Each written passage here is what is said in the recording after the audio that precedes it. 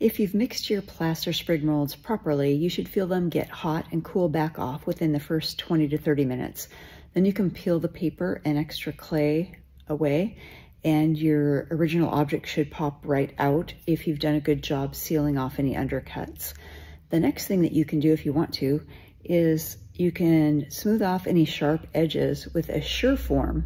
You're going to handle this a lot, and any sharp edges might, they can, actually if they're sharp enough, can cut you, but you just want this a nice comfortable edge to hold on to. The other thing is if you have any sharp 90-degree edges, those are going to chip really easily, but if you smooth them off, round them off a little bit, they're less likely to chip. So I'm going to show you a few little tricks for cleaning these up.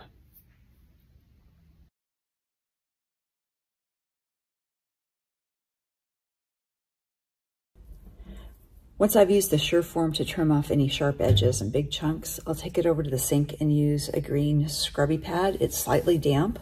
This plaster is still really soft for the first 48 hours or so, so you can really refine and get the parts where your hand's gonna be handling it nice and smooth, so it feels good to handle. And then you have one opportunity to run this under water. It'll get all the kind of the sludgy plaster off that you've been smoothing out. And if there were any clay chunks left inside from where you had the clay attached around the edge of your paper form, it'll get all of that off. It's also going to remove any mold soap that you had on the form.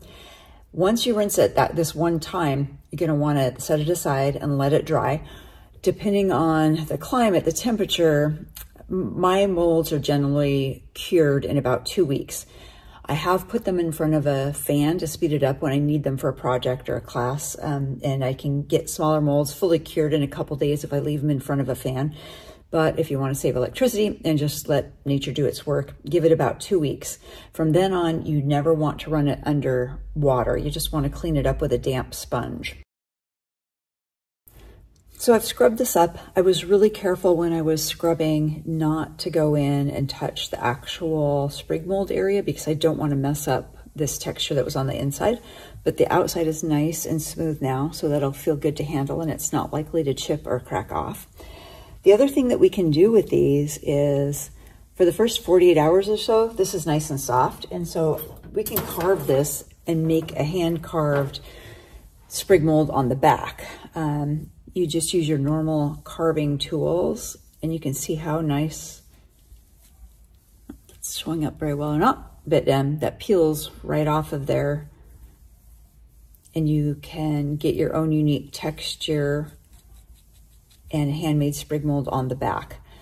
Then the last thing that I always do is I want to scrub and clean my Surform and my tools really well because you never want to get plaster in with your clay. So after I'm done cleaning up molds, I would scrub the heck out of my Surform and my tools and then set this aside, let it dry a couple weeks, and it's good to go.